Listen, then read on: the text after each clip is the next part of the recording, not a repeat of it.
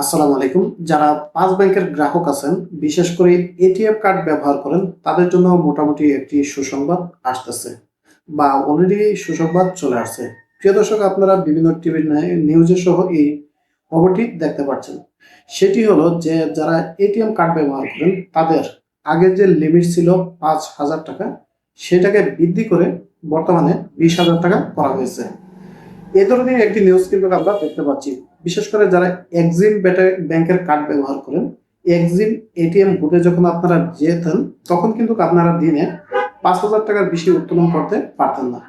এখন কিন্তু সেইটাকে বৃদ্ধি করে প্রত্যেকদিন আপনি ২০,০০০ টাকা পর্যন্ত অর্থ উত্তোলন করতে পারবেন।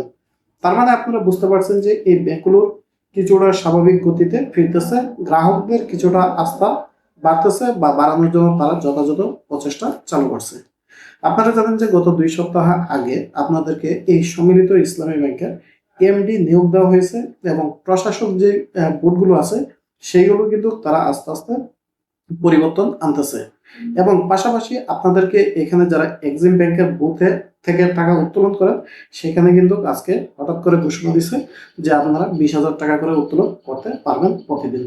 তাহলে বুঝতে পারতেছেন আপনাদের যে জমাকৃত অর্থ সেগুলো কিন্তু আপনারা অতি শীঘ্রই ফেরত পেতে যাচ্ছেন। আপনি যদি প্রত্যেকদিন করে ২০,০০০ টাকা করে উত্তোলন করেন, তাহলে কিন্তু বেশি দিন লাগবে না আপনার অর্থগুলো ফেরত নেওয়ার জন্য। পাশাপাশি আরেকটা যেটা হচ্ছে সেটা হলো এখন কিন্তু আপনারা এলসি খুলতে পারবেন। যারা আমদানি রপ্তানি করেন সেক্ষেত্রে আপনারা এলসি খুলতে পারবেন, ঋণপত্র খুলতে পারবেন, সেক্ষেত্রে কোনো সমস্যা হবে না। এটা কিন্তু আমাদের কথা না, আপনারা টিভি চ্যানেলগুলোতেও দেখতেছেন এবং আপনারা যদি ব্রাঞ্চে যান সেখান থেকেও কিন্তু আপনারা এই তথ্যগুলো আপনারা পেতে পারেন। এখন যেটা করবেন, যারা এক্সিম কার্ড বিশেষ করে ব্যবহার করেন, যেহেতু ৫টি ব্যাংকের কার্ডই একটি বুথে অ্যাক্সেস করে, সেক্ষেত্রে আপনারা এই সুযোগ সুবিধাটা নিতে পারেন এবং অন্য যে ব্যাংকগুলো আছে সেগুলোর কার্ড দিয়ে এই পরিমাণের টাকা উত্তোলন করা যায় কিনা সেই বিষয়ে আপনারা চাইলে কমেন্টের মাধ্যমে মতামত জানাতে পারেন। তো আশা করি আমাদের জন্য কিছু একটা ভালো হতে চলেছে। এই বিষয়ে আপনাদের আরো কোনো মতামত থাকলে জানাতে পারেন। ধন্যবাদ।